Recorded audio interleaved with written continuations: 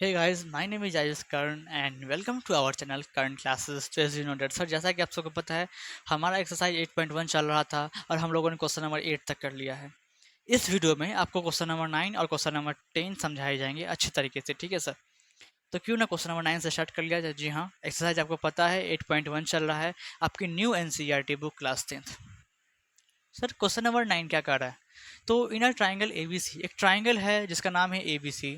Right right angle at B, right angle कहाँ पे है? बी पे है, ठीक है। 90 डिग्री कहाँ बन रहा है? बी पे बन रहा है। Tan A is equals to 1/3, जो आपकी वैल्यू है टेन ए की, वो कितना है सर? 1/3 हमको गिवन है, ठीक है। फाइंड द वैल्यू ऑफ पहला और दूसरा, इसकी वैल्यू निकालना है और इसकी वैल्यू हम लोगों को निकालनी है, ठीक है। तो देखो, सबसे पहले फिगर क्या कर रहा है सर? एक कर रहा है, एक ट्राइंगल है, तो ठीक है। क्वेश्चन जो कर रहा है उसकी बात मान लें और एक ट्राइंगल ड्रॉ कर ले, एक ट्राइंगल ड्रॉ कर ले। और सर ट्राइंगल का नाम क्या देंगे? तो नाम होगा ए बी सी, जहाँ पे राइट एंगल बी पे है, मतलब कि यहाँ पे देखो एल बन रहा है, मतलब कि 90 डिग्री यहाँ पे होगा। तो ये पहले से फिक्स कर दिया, ये तो बी है भैया। आप इसको ए लो चाहे इसको ए लो, बात बरोबर, ठीक है। तो ठीक है, इसको ही ए लेते हैं, इसको सी लेते हैं, कोई दिक्कत नहीं सर। ट्राइंगल का नाम ए बी सी हो गया, राइट एंगल बी पे हो गया। अब ये हमको वैल्यू दिया हुआ है, ठीक है, कोई बात नहीं। अभी चलते हैं वैल्यू पे। सोल्यूशन चालू हो गया हमारा, ठीक है। सर क्या दे रखा है हमको? तो आपको दे रखा है बच्चे कि टेन ए की वैल्यू 1/√3 होती है, ठीक है। जी हाँ, बट हमारा बट फिर से आ गया सर। बट मतलब सर, ये उन बच्चों को पता होगा जो मेरा वीडियो पहले से देखते हुए आ रहा है, मतलब इससे पिछले वाला भी वीडियो देखा होगा। सर बट आने का मतलब टेन ए की वैल्यू 1/√3 यहाँ पे लिखा हुआ है, और आपको पता है सर टेन ए का फार्मूला क्या होता है? या तो मैं यूँ कहूँ, टेन थीटा का फार्मूला क्या होता है सर? P/B होता है। मतलब सर इसका मतलब क्या कर रहे हैं आप कि सर पी की वैल्यू 1 होगी, जी हाँ, और सर बी की वैल्यू √3 होगी, जी हाँ। सर आप ऐसा कैसे कर सकते हो?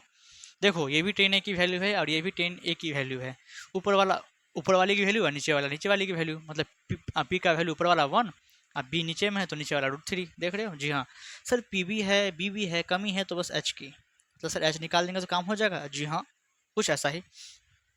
सर एच कैसे निकाले? तो by Pythagoras theorem, by Pythagoras theorem, Pythagoras theorem. बहुत सारे बच्चे को पाइथागोरस थ्योरम पता होगा, बहुत सारे को नहीं भी पता होगा। जिसे नहीं पता जाके इंट्रोडक्शन पार्ट देखो, समझो, फिर यहाँ पे आना, ठीक है। सर पाइथागोरस थ्योरम से क्या निकालना है? एच की वैल्यू निकालना है। तो सर फॉर्मूला पता है आपको, रूट अंडर पी स्क्वायर जोड़ बी स्क्वायर। बातें समझ में आ रही हैं? जी सर। पी कितना है सर? 1 है, मतलब सर 1 का स्क्वायर, जी हाँ, जोड़ सर बी कितना है? √3 है, ठीक है सर। सर 1 का स्क्वायर 1 होता है, जोड़ सर √3 का स्क्वायर कितना होगा? 3। रूट से स्क्वायर कैंसिल हो जाता है और 3 आ जाएगा, ठीक है जी सर। सर रूट के अंदर 3 जोड़े, मतलब कि सर रूट के अंदर 4, जी हाँ। सर इसको हम लोग क्या लिख सकते हैं? तो रूट के अंदर सर 2 × 2 लिख सकते हैं, क्योंकि ये स्क्वायर रूट है तो 2 में से एक बाहर आता है, तो सेम डिजिट में से, तो 2 में से एक बाहर आया 2, तो मतलब सर एच की वैल्यू कितनी हो गई? 2। तो क्या हम इस क्वेश्चन मार्क को हटा के 2 लिख सकते हैं? तो हमें एच की वैल्यू भी मिल गई, ठीक है सर। अब हम दुनिया जहाँ का कोई भी वैल्यू निकाल सकते हैं, लेकिन उतना ही निकालना है। निकालना क्या है? इसकी वैल्यू और इसकी वैल्यू, इसकी वैल्यू और इसकी वैल्यू निकालने के लिए सर हमें साइन ए की वैल्यू मालूम होनी चाहिए, कॉस सी की वैल्यू मालूम होनी चाहिए, कॉस ए की वैल्यू मालूम होनी चाहिए, और साइन सी की भी वैल्यू मालूम होनी चाहिए। तो पहले वो वैल्यूज़ निकाल लीजिए मेरे ख्याल से, और फिर जाके आप आगे क्या करिए, फर्दर मूव करिए, ठीक है। काफ़ी टीचर्स आपको क्या करेंगे कि क्वेश्चन नंबर ए लिखाएंगे, ये सारा क्वेश्चन देंगे और वहीं पे वैल्यू पुट करवाते जाएंगे, लेकिन इससे क्या होता है ना, स्टूडेंट्स को कन्फ्यूजन हो जाता है कि सर कौन किसका वैल्यू है, वो वहाँ गड़बड़ कर बैठता है और नंबर खो बैठता है एग्ज़ाम में। तो ऐसा ना करें, पहले वैल्यू निकालें, फिर वैल्यू इसमें पुट करें, फिर आंसर आराम से निकाल लें, बच्चे की तरह हंसते खेलते, ठीक है। तो सर क्या निकाल लें? पहले पहले वैल्यू निकाल लेते। सर किसकी वैल्यू निकाल लें? तो साइन ए की वैल्यू निकालो, ठीक है। फिर सर, फिर कॉस सी की वैल्यू निकालना, फिर कॉस ए की वैल्यू निकालना, फिर सर, फिर साइन फिर साइन सी की वैल्यू निकालो।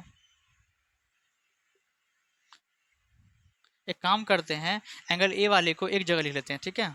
तो सर एंगल ए कौन कौन से ट्रिग्नोमेट्रिक रेशियोज लिए डिफाइन है, इस क्वेश्चन में देख के बोलो।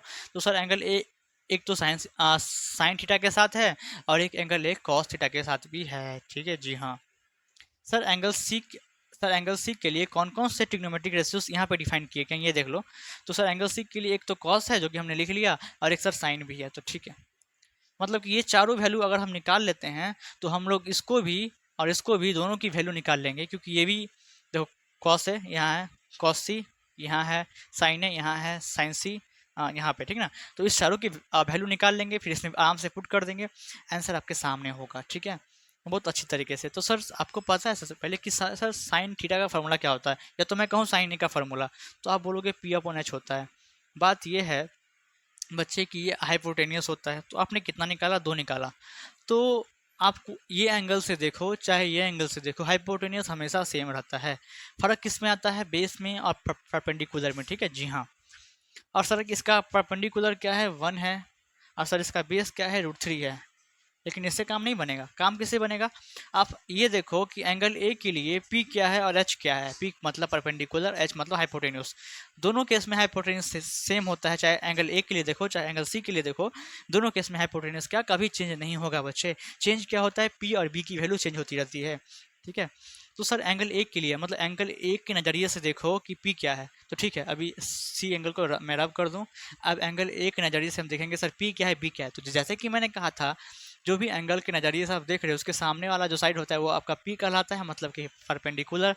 उसके साथ वाला साइड जो होता है वो बेस कहलाता है, ठीक है जी हाँ। तो अब एंगल ए के लिए हमको साइन डिफाइन करना है, साइन का फॉर्मूला होता है पी अपॉन एच। अब पी क्या है एंगल ए के लिए, सर पी है √3, ठीक है। और एच आपको पता है दोनों केस में सेम होता है, तो 2 ही लिखेंगे, कोई दिक्कत नहीं है। आपको पता है ना कॉस ए की मतलब कि फॉर्मूला क्या होता है, सर बी अपॉन एच होता है। अब क्योंकि कॉस जो है एंगल ए के लिए ही डिफाइन है, तो ए के नज़रिए से ही देखना है हमको। तो एंगल ए के लिए बी क्या है सर, एंगल ए के लिए बी हमारा 1 हो गया, और एच पता है दोनों के लिए सेम ही होता है, चाहे एंगल ए चाहे एंगल सी, ठीक है। एक ट्राइंगल में 2 एक्यूट एंगल होते हैं, कभी इसके नज़रिए से देखना पड़ेगा तो कभी इसके नज़रिए से देखना पड़ेगा। दोनों के नज़रिए से देखोगे तो हाइपोटेनियस जो है हमेशा वही रहेगा, चेंज नहीं होने वाला, ठीक है ना। चेंज क्या होता है, पी और बी मैं दोबारा बोल दूँ, ठीक है सर जी। अब ठीक है, अब एंगल सी के नज़रिए से हमको चेक करना है, तो एंगल ए को मैं रब कर दूँ ऐसे करके, इस पर ध्यान मत देना आप, मैं ये पी और बी को भी रब कर देता हूँ, ठीक है। अब एंगल सी के नज़रिए से देखो पी क्या है और बी क्या है, तो मैंने कहा था जिस एंगल के नज़रिए से देखोगे उसके सामने वाला साइड होता है मतलब परपेंडिकुलर, उसके साथ वाला साइड होता है बेस, ठीक है। तो ये बताओ कि सर कॉस सी का फार्मूला क्या होता है, तो सर फार्मूला वही होता है पी अपॉन एच। फार्मूला में कोई चेंजिंग नहीं होती है, चेंजिंग कहाँ होती है कि आप कौन एंगल के हिसाब से देख रहे हो। तो एंगल सी के हिसाब से सर बेस क्या है, एंगल सी के हिसाब से बेस हमारा ये है मतलब √3 है, ठीक है। एच क्या है वो तो सेम ही रहेगा, 2 ही रहेगा, कोई दिक्कत नहीं। साइन का फार्मूला होता है sir P upon H. Sir P क्या हो गया, एंगल सी के हिसाब से पी क्या है, एंगल सी के हिसाब से पी हमारा 1 है, और एच सर दोनों केस में सेम रहता है। तो हमने क्या किया सर, भी वैल्यू निकाला है। अब इसमें पुट कर देंगे तो आसानी से क्या होगा, आंसर हमारा निकल जाएगा। देखो अब कितनी आसानी से आंसर निकल रहा है। पहला क्वेश्चन बताओ क्या है, साइन ए कॉस सी, साइन ए कॉस सी जोड़ है, ठीक है, cos A sign C, cos A sign सी। आप वैल्यू पुट करेंगे आराम से। सर आप साइन ए की वैल्यू बताइए, साइन ए की वैल्यू √3/2 है, बीच में कुछ नहीं तो गुना है। सर कॉस सी की वैल्यू बताइए, कॉस सी की वैल्यू है √3/2 जोड़। सर कॉस ए की वैल्यू बताइए, कॉस ए की वैल्यू सर 1/2 गुने। सर साइन सी की वैल्यू बताइए, साइन सी की वैल्यू 1/2, देख रहे हो गुना वाला साथ कर लेते हैं ऐसे करके। √3 और √3 गुना होगा तो 3 आता है, आपको पता है, बट्टे का बट्टे, 2 दूनी 4, ऊपर वाले को ऊपर से गुना किए, नीचे वाले को नीचे से गुना किए हैं, सिंपल। सर 1 1 जा 1, 2 दूनी 4। अब इसका एलसीएम कर लो। सर 4 4 का एलसीएम 4 ही होता है, 4 1 4, 3 बचेगा, यहाँ पे 1 बचेगा, कितना आ गया 4/4, काट दो, कितना वैल्यू आ गया 1। तो आपने फर्स्ट को एवेल्यूट किया तो आपको आंसर कितना आ गया 1। फर्स्ट को फाइंड करने पे तो वैल्यू कितनी आ गई 1, तो फर्स्ट का आंसर 1 हुआ। सर दूसरा का आंसर भी निकाल ले क्या, ठीक है। सर आपको वहाँ तक दिख रहा है क्या, मैंने वहाँ तक लिख तो दिया पर क्या आपको दिख रहा है वहाँ तक। सर कोशिश करेंगे जो कि आपको दिख जाए, शायद आपको दिख रहा होगा। अगर नहीं दिख रहा है तो मैं इसको साइड में लिख सकता हूँ क्या सर, √2 गुने √2 लिखा हुआ है, और 2 √2 में से 1 √2 हम बाहर निकाल दी तो 2 आंसर बचा, ठीक है, दिख रहा है जी, आप दिख रहा है सर, ठीक है। सेकंड क्वेश्चन लिखवा दीजिए हमको। सेकंड क्वेश्चन क्या है, cos A cos C, cos A cos C minus sign A sign सी, ठीक है। इसमें सर कहाँ तक दिख रहा है आपको, हाँ बात बन जाएगी अपनी। कॉस ए की वैल्यू बताइए, कॉस ए की वैल्यू 1/2। जब वैल्यू मालूम रहता है ना तो इसमें पुट करने में भी मज़ा आता है, ठीक है ना। सर कॉस सी की वैल्यू, कॉस सी की वैल्यू है √3/2 माइनस, सर साइन ए की वैल्यू √3/2 गुने, सर साइन सी की वैल्यू 1/√2 1/2, ठीक है। ये साथ में रहेगा, ये साथ में है, गुना कर दो ऊपर ऊपर नीचे नीचे, ऊपर ऊपर गुना करोगे तो सर √1 √3 होगा, 2 दूनी 4 जोड़। अब ब्रैकेट हटा दो, अकेला हो गया तो ब्रैकेट काहे लगाओगे ना। सर माइनस का साइन है, प्लस कैसे कर दिया, ठीक है -2, कोई दिक्कत नहीं। √3 × 1 सर √3 ही होगा, अपॉन 2 दूनी 4, एलसीएम करोगे सर 4 4 का एलसीएम 4 ही आएगा। √3 यहाँ पे लिखा गया सर, माइनस यहाँ पे √3 लिखा गया। देखो √3 से √3 कैंसिल हो गया, ऊपर में बच गया 0, नीचे में बच गया 4। अब 4 को 0 से डिवाइड करोगे तो कितना आएगा आंसर, लड्डू 0 ही आएगा। तो फर्स्ट का आंसर 1 निकल गया, सेकंड का आंसर 0 निकल गया। आई थिंक आपको सर दिख रहा होगा, ठीक है, हाँ सर दिख तो रहा है। आप तो सर लिखते लिखते कोने में चले जाते हो, जाना पड़ता है कभी कभी कोने में। तो सर समझ रहे हो ना कि इसका आंसर 0, इसका आंसर 1। तो आई थिंक बातें समझ में आ गई होगी। क्वेश्चन नंबर 9 समझ में आ गया होगा। चलते हैं क्वेश्चन नंबर 10 की ओर मूव कर लेते हैं, ठीक है सर, ठीक है sir. Sir this is our question number 10 and we have to solve it, okay. 10 के बाद मैं जब नेक्स्ट वीडियो लेके आऊँगा तो उसमें एक क्वेश्चन और बच जाएगा, इस एक्सरसाइज 8.1 का 11 बच जाएगा, उसे क्लियर कर लेंगे तो ये चैप्टर खत्म हो जाएगा हमारा, ठीक है। फिलहाल 10 पे फोकस करते हैं सर, मतलब 10 क्वेश्चन नंबर पे। तो सर क्वेश्चन नंबर 10 कुछ ऐसा कर रहा है कि in a triangle P Q R, एक ट्राइंगल है जिसका नाम है पी क्यू आर, समझ में आ रहा है जी sir. Right angle at Q, right angle कहाँ पे है तो क्यू पे है, ठीक है। पी आर जोड़ क्यू आर इसका 25 सेंटीमीटर, पी आर को जोड़ने पे और क्यू आर को जोड़ने पे 25 सेंटीमीटर मिल रहा है।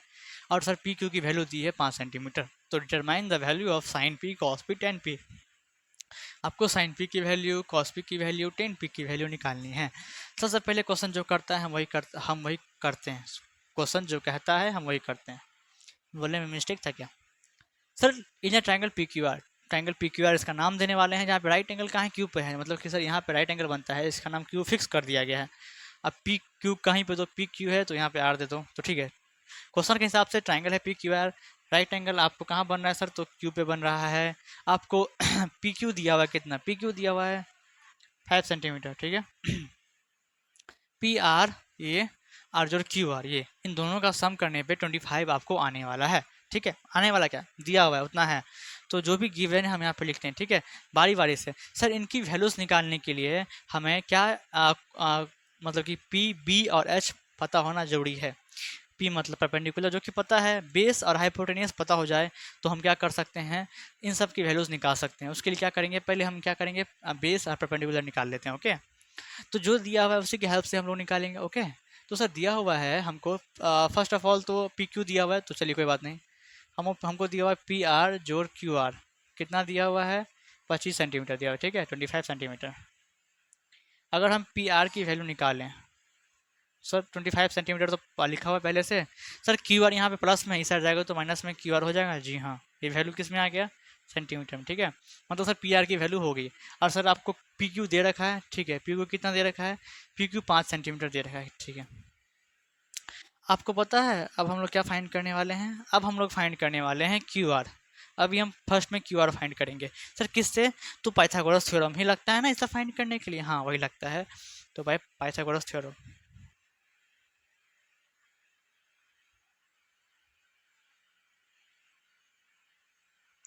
आप लगाएंगे इसमें पाइथागोरस थ्योरम, ठीक है।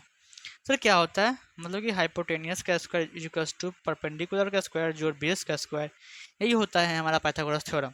अब क्वेश्चन के हिसाब से हाइपोटेनियस क्या है, उसके हिसाब से हाइपोटेनियस पी आर है क्या, जी हाँ पी आर है। मतलब पी आर का स्क्वायर, जी हाँ सर पी आर का square equals to, sir perpendicular क्या है सर पी क्यू है, तो पी क्यू सर, हाँ पी क्यू का स्क्वायर जोड़ बेस का स्क्वायर, बेस क्या है क्यू आर का स्क्वायर, ठीक है जी हाँ।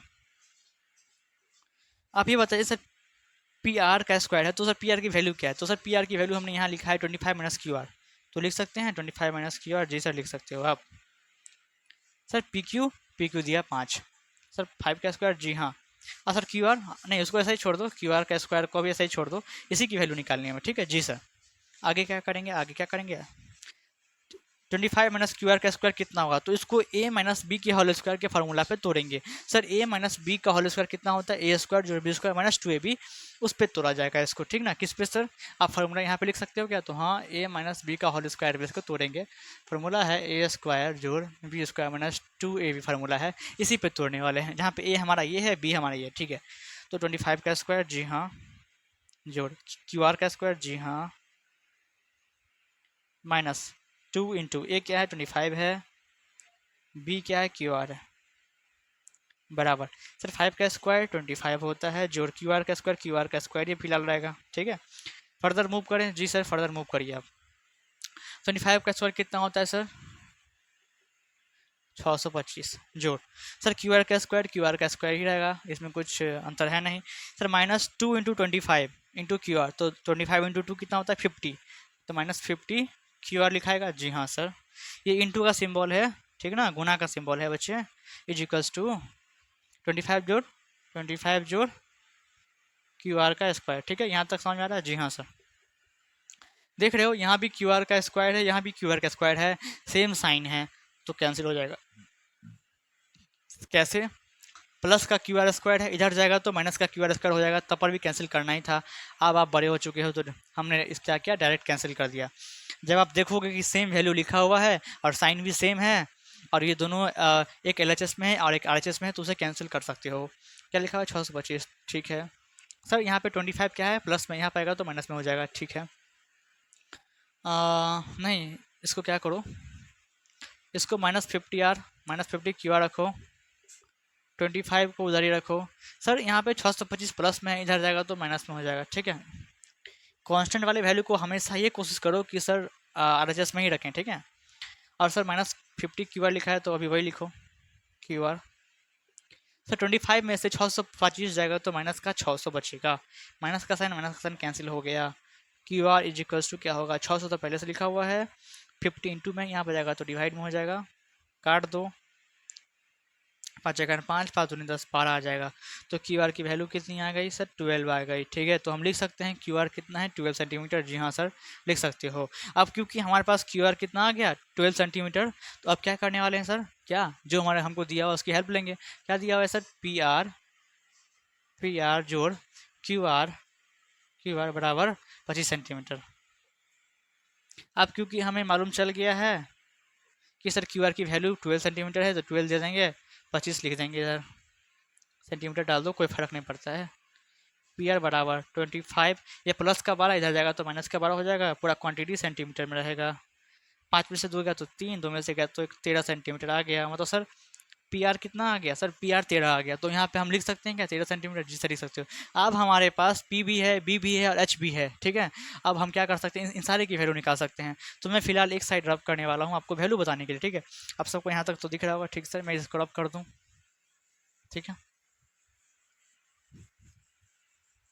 अब मैं वैल्यू निकालने वाला हूँ, ठीक है जी सर। किसकी वैल्यू निकालोगे सर, तो पहले तो साइन पी की वैल्यू निकालेंगे, उसके बाद कॉस पी की वैल्यू निकालेंगे, उसके बाद टेन पी की वैल्यू निकालेंगे। फॉर्मूला क्या होता है साइन थीटा का sir P upon H, sir cos theta का B upon H, sir tan theta का पी अपॉन बी। फॉर्मूला ले दो, इक्वल्स टू लगा दो। अब ये देखो कि एंगल पी के लिए साइन क्या है, सॉरी एंगल पी के लिए पी क्या है और एच क्या है। तो ठीक है, अभी एंगल पी पे ही फोकस करते हैं, पी पे फोकस करियो। अब ये बताओ एंगल पी के लिए परपेंडिकुलर क्या होगा, उसके सामने वाला साइड, मतलब सर ये हमारा परपेंडिकुलर हो जाएगा और इसके साथ वाला जो साइड है वो हमारा बेस कहलाएगा, तो बेस हो जाएगा। तो इसके हिसाब से पी ए है बी है, ठीक है। आप पुट करते जाओ, आंसर निकालते जाओ। पी क्या है सर, एंगल पी के लिए पी क्या है, तो सर एंगल पी के लिए पी हमारा हो गया 12 सेंटीमीटर, 12 अपॉन सर एच क्या है हाइपोटेनियस, कोई भी एंगल के लिए, चाहिए एंगल के लिए चाहिए एंगल के लिए हमेशा सेम रहता है, तो 13 लिख दो आराम से, ठीक है। चाहे तो सेंटीमीटर लिखना है तो लिख दो और फिर काट के 12/13 लिख सकते हो, चाहे तो डायरेक्ट 12/13 लिख दो, वो भी कोई नहीं काटेगा, ठीक है। सर बी क्या है, बी है 5 सेंटीमीटर, 5 लिखो बटे सर एच क्या है 13, इसका आंसर ये हो गया। सर पी क्या है 12 सेंटीमीटर है अपॉन सर बी क्या है 5 सेंटीमीटर है, इसका भी आंसर आ गया। आई थिंक बातें समझ में आ रही है। क्वेश्चन नंबर 10 खत्म हो जाता है इसी के साथ। सर तो अब मिलते हैं नेक्स्ट वीडियो में, जहाँ पे मैं क्वेश्चन नंबर 11 लेके आऊँगा और एक्सरसाइज 8.1 को ख़त्म कर देंगे हम सब मिल के। तो तब तक के लिए नोट्स बनाएं, क्वेश्चन रिविज़न करें। तब तक के लिए अलविदा चाहूँगा। Take care and bye bye.